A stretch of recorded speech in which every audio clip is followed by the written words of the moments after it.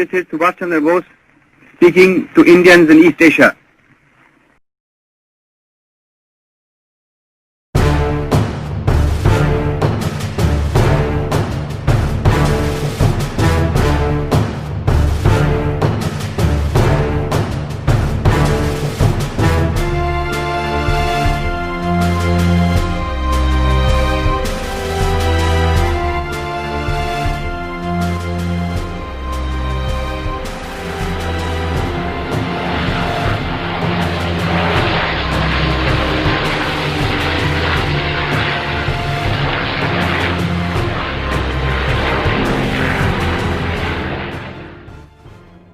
Three days after the Japanese Imperial Army surrendered to the Allies, the Indian nationalist leader and the supreme commander of the Azad Hind Fauj, Netaji Subhas Chandra Bose, took a flight to Tokyo, or maybe to the Soviet.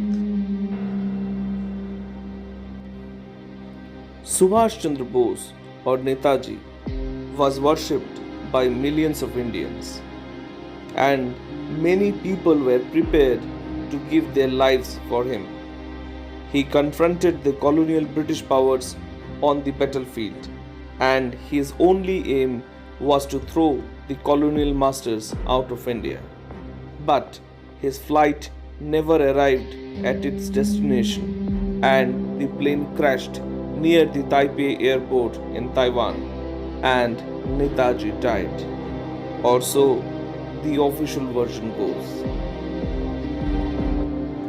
As per the Japanese reports, the plane crash took place on August 18, 1945. But the world came to know about this event 5 days after the plane crash took place.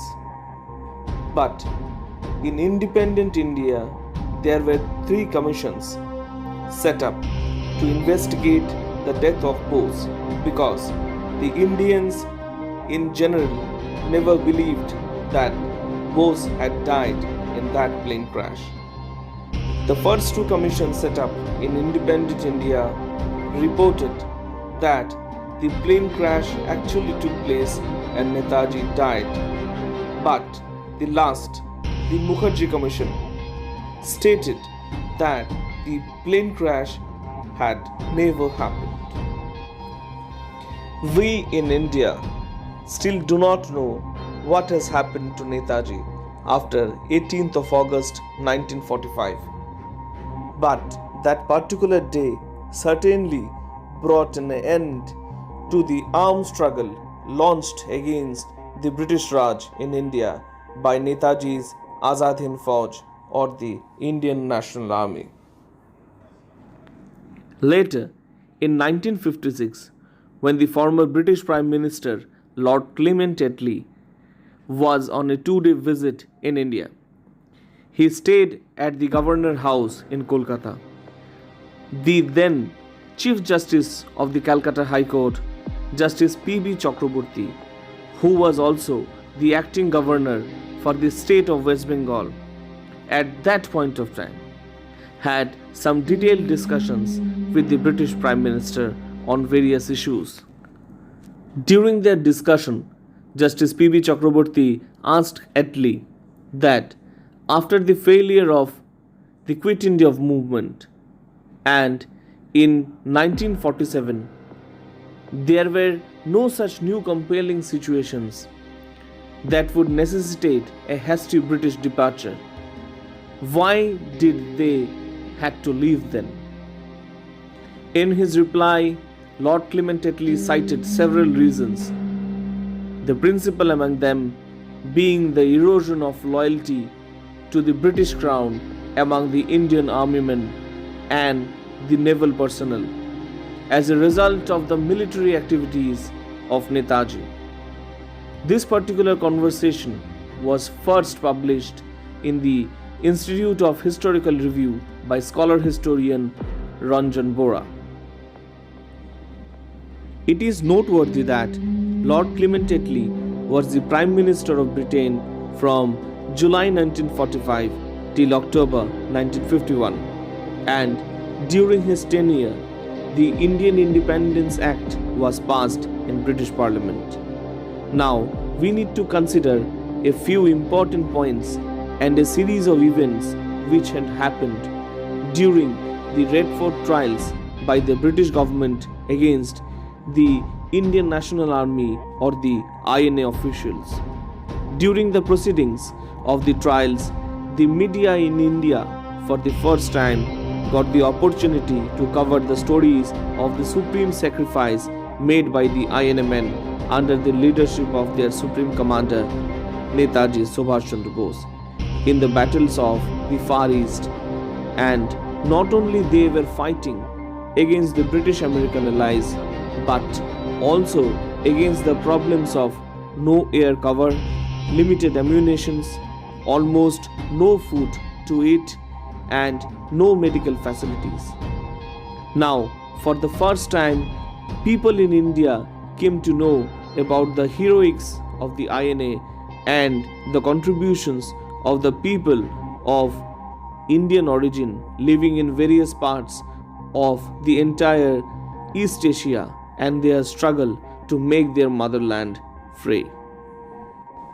During the proceedings of the trial, the INA officials could very well establish a point that the revolutionary army was governed by an established government in exile, and which was recognized as a government of free India by 9 independent countries.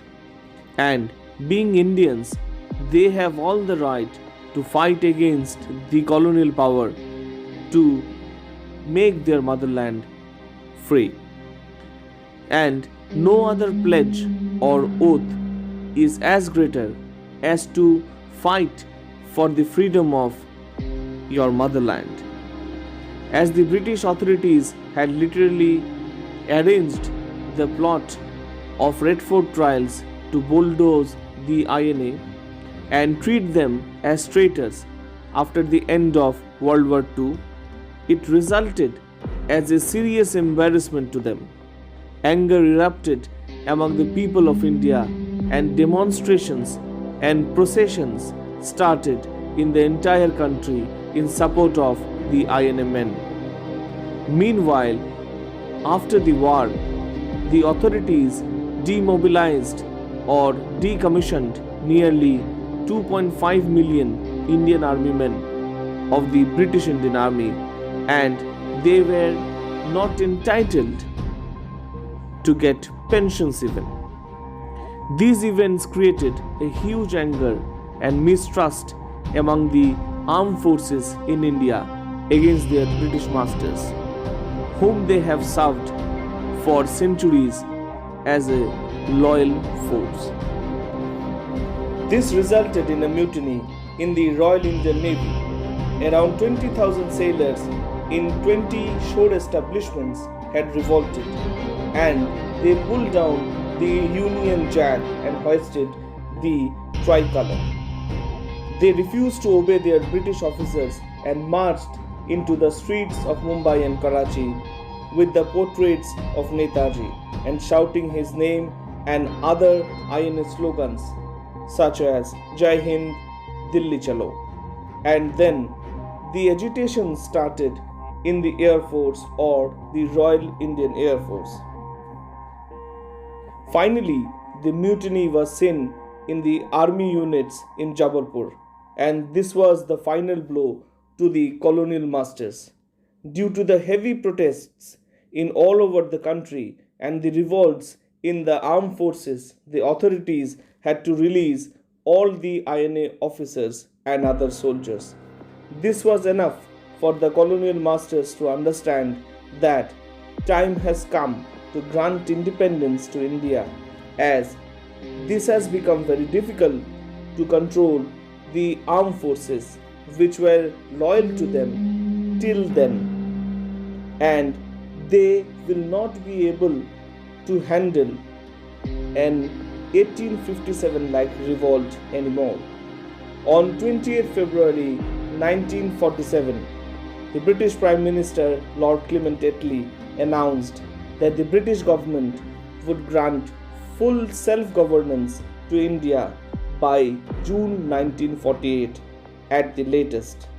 Netaji's prophecy after the defeat in the war proved to be true, that when the Indians would be aware about the sacrifice of the INA and the sacrifice of the Indians in South Asia, they would revolt against the colonial British, and that will pave the way for their exit. Now the statements made by Clement Attlee to Justice Chakraborty about the role of Netaji and his men in granting freedom for India may be better understood. Justice P.B. Chakraborty's meeting with Lord Clement Attlee was a proof that how impactful and how important Netaji's military activities were in the Far East in giving India her freedom. Later, Justice P.B. Chakraborty himself wrote a letter to the publishers of the famous historian R.C Majumdar's book, A History of Bengal, where he elaborated the whole conversation which he had with the former British Prime Minister. During the Second World War, it was one of the greatest military defeats that the British Army suffered, which is known as the Fall of Singapore. But before that, we need to note that the Japanese troops began to capture the British-occupied Malaya and the Thailand in the month of December 1941. Under their Malayan campaign, the Japanese were highly interested in capturing the port city of Singapore within a short time, as that particular place was of great strategic importance. The Allied or the Commonwealth forces were not adequately equipped to prevent the advance of the Japanese, who moved swiftly through the jungles of Malaya and by the seaborne landings. On January 11, 1942, Kuala Lumpur fell into the hands of the Japanese, and then the aim was Singapore. On February 15, 1942, after hard fighting, the British forces called for ceasefire and unconditional surrender. Around 80,000 men of the Allied forces were taken as prisoners of war by the Japanese. The loss of Singapore sent shock waves across the British Empire. During the Malayan campaign, the British, Australian, and Indian forces suffered huge casualties, and the remaining men were taken as POWs. The British Prime Minister Winston Churchill called the fall of Singapore to the Japanese as the worst disaster and the greatest capitulation in British military history. On the other hand, the Japanese authorities were interested to form an army of the Indian men from the British Indian Army who were kept as POWs so that the new army may fight the colonial British. Great Indian revolutionary Rasbihari Bose was a well-known figure in Japan. He was the founder of the Indian Independence League, which he formed with the help of Indians living in Southeast Asia for the freedom of their motherland. The ILL, or the Indian Independence League, along with the Japanese military intelligence agencies, helped in formation of the first Indian National Army, or the INA, in Singapore by the Indian prisoners of war and the Indian civilians to fight along with the Japanese against the colonial British for the independence of India. However, Rasbihari Bose, members of the IIL and the INA, were continuously requesting the Japanese authorities to bring one man to take the charge of the INA and lead India's War of Independence. And that important man at that point of time was in Germany. Subhas Chandra Bose, the nationalist leader from India and the former president of the Indian National Congress, had resigned from the Congress party after having differences with the other top party leaders. He had a great escape from his house in Calcutta and left the country to reach Kabul to seek help from the Russian or the German embassies to begin a fight against the colonial British for India's independence.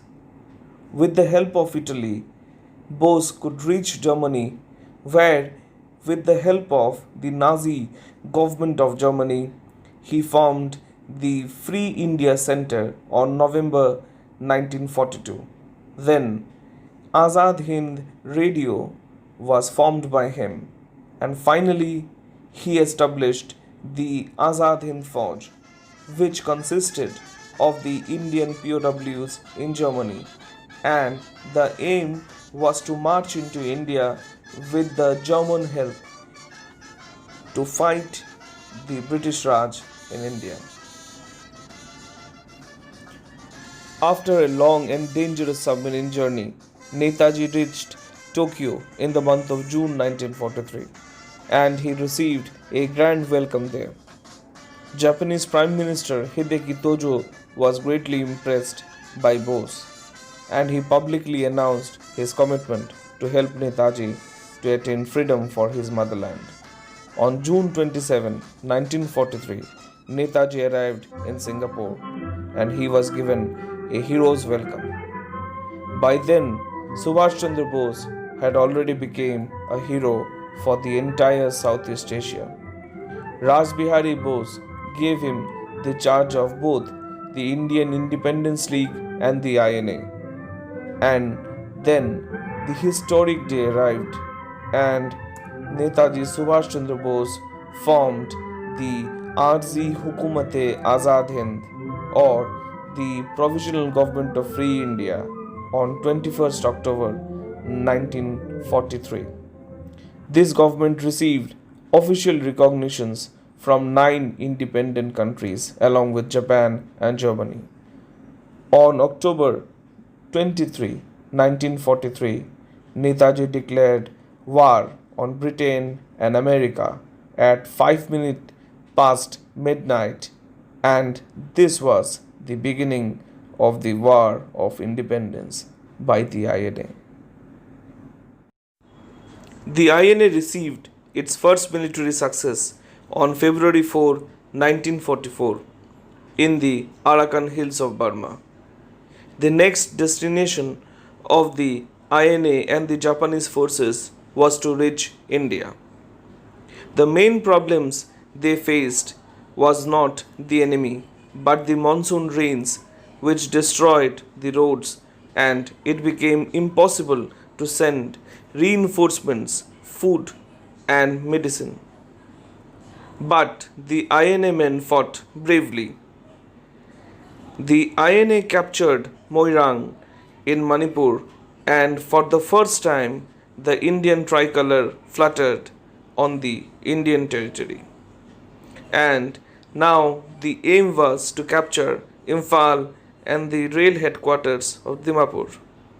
But the continued rains caused huge damage, and there was a total stoppage of supply of food and medicines due to logistical issues. Problems caused by malaria and insect bites in the jungles were becoming impossible to handle. On the other hand, the strong British, Indian and American forces with modern equipments and superior air power stopped the advance of the Japanese INA forces. But the resistance shown by the Japanese INA forces was exemplary.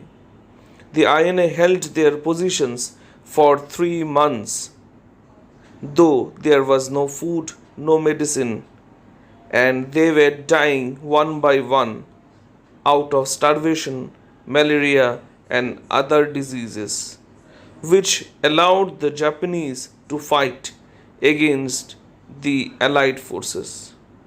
This battle saw a series of attacks and counterattacks. But ultimately, the Japanese INA forces had to see a retreat. The Japanese INA forces suffered huge casualties in this Battle of Imphal and Kohima. The Battle of Imphal and Kohima was the last decisive battle of the Second World War. According to historian Ranjan Borra, the Imphal campaign, which includes the Battle of Kohima also, will perhaps go down in the history as one of the most daring and disastrous campaigns in the world history. After that, there were two atom bomb attacks over the Japanese cities of Hiroshima and Nagasaki by the United States. And then Japan surrendered. This shattered all the hopes of Netaji and the INA to continue their fight to liberate India.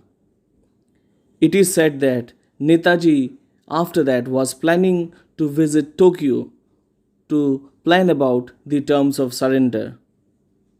And there is another theory that Netaji was about to go to Russia to continue his war of liberation to make India free.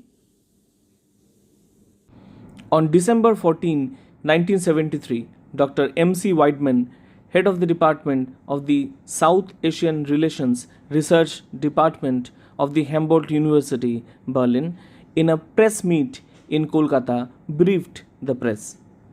There he stated that in the Democratic and Republic Germany, there were detailed studies related to Subhas Chandra Bose. The studies revealed that Netaji travelled to Germany with the intention to strengthen the Indian freedom movement. He also said that the Nazi Germany tried to use Netaji for own benefit, but they failed. Nazi Germany also tried to deploy the Azad Hind Fauj men to fight against the Soviet. However, Netaji's men rejected those proposals and later they had to face trials for the same. Dr. Weidman also stated that Netaji never became a puppet in the hands of the Nazi government. Again, when Netaji decided to raise the all-women's regiment, that is the Jhansi Rani regiment, then the Japanese officials objected, but those objections could not stand in front of Netaji's high esteem. The expenditures related to this regiment were also taken care by the INA funds, and the Japanese help was not taken. All these events state that Netaji never allowed both the Germans and the Japanese to use him or his men for their benefits and made them bound to treat the Azad Hind government or the Azad Hind Fauj or the INA as their allies. ভারতবর্ষের British বিরোধী স্বাধীনতা সংগ্রামের ইতিহাসে নেতাজি সুভাষচন্দ্র বসুর ভূমিকা সত্যিই অনস্বীকার্য। কিন্তু দুর্ভাগ্যজনকভাবে আমাদের ইতিহাস বইয়ের পাতায় এই মহান দেশনায়কের ভূমিকা এবং অবদান বিস্তারিতভাবে স্থান পায়নি। কিন্তু আমাদের সকলের, বিশেষ করে আমাদের পরবর্তী প্রজন্মের এই অধিকার আছে এই মহান দেশনায়কের অবদান সম্পর্কে জানার এবং অনুপ্রাণিত হওয়ার। তাই একজন ইতিহাস উপাসক হিসাবে সংশ্লিষ্ট সকলের কাছে, বিশেষ করে সরকারের কাছে আমার সনির্বন্ধ অনুরোধ, এই মহান দেশনায়কের ভূমিকা এবং অবদান ইতিহাসের পাতায় বিস্তারিতভাবে স্থান পাক। Dr. Alexander Rath, who was a former official of the government of Foreign Ministry under the Nazi Germany, while analyzing the role of Netaji Subhas Chandra Bose and his relationship with the Axis-powered nations during the Second World War, he stated that regardless of the fact that he was operating in Axis countries in 1941 till 1945, Subhas Chandra Bose remained an uncompromising fighter for Indian independence, and what is more, he continued to be a planner and a builder of free India of his dreams. The great Indian freedom fighter Netaji Subhas Chandra Bose is still respected by the Japanese people, and the city of Singapore, the city still remembers the heroes of the INA and their supreme commander Netaji Subhas Chandra Bose, and the INA plaque in the Singapore city is the symbol of their bravery and supreme sacrifice. Lastly, we can say that though Netaji lost the war, but he definitely won the victory for India's freedom over Britain.